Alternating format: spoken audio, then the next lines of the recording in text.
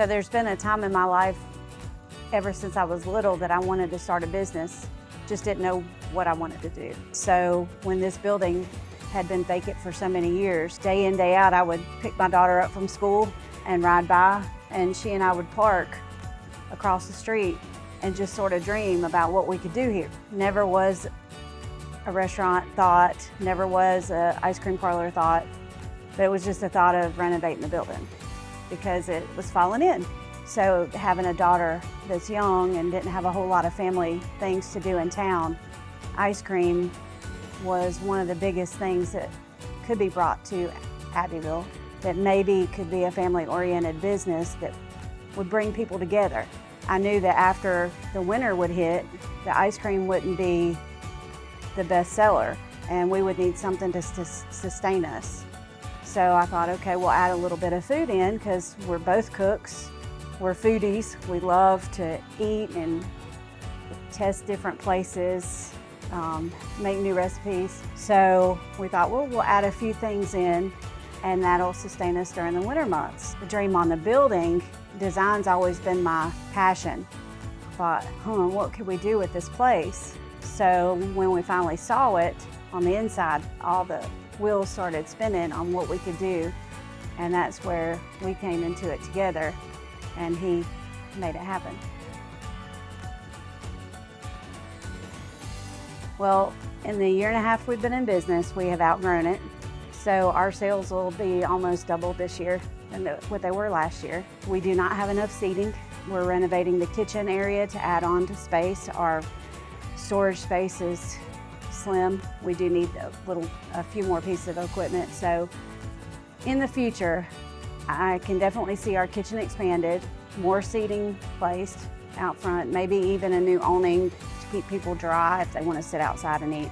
That is a major thing in town. Nobody has that opportunity in Abbeville to eat outside, and people love it here. I'm just looking for more space, and I can see that happening in the next year. I'd say follow your dream. My biggest thing would be pray about it first, but definitely follow it because you only live once. You don't have a whole lot of time in life, and when you get that nudge, follow it because it's definitely worth it. I was advised to reach out early on. David has been like the main person in my life when it comes to learning what I need to do, what direction I need to go in, how I need to do it. And I knew I didn't have business experience, and I needed that.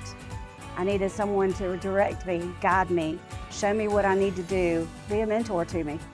And he has been that ever since I met him. So if that relationship ever did not exist, he'd still be my friend. Our first interaction was a telephone call. She shared a little bit of her idea. We set a time where we could get together and talk through everything.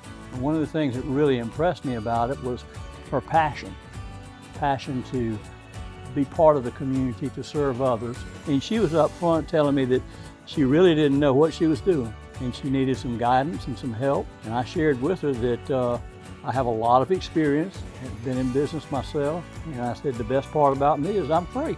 And so anyway, we began dialogue, and that dialogue led to helping her with financial planning, talking to her about how she needed to structure her business, the fact that it was important to connect with professionals that can facilitate and guide her as she moved down the road.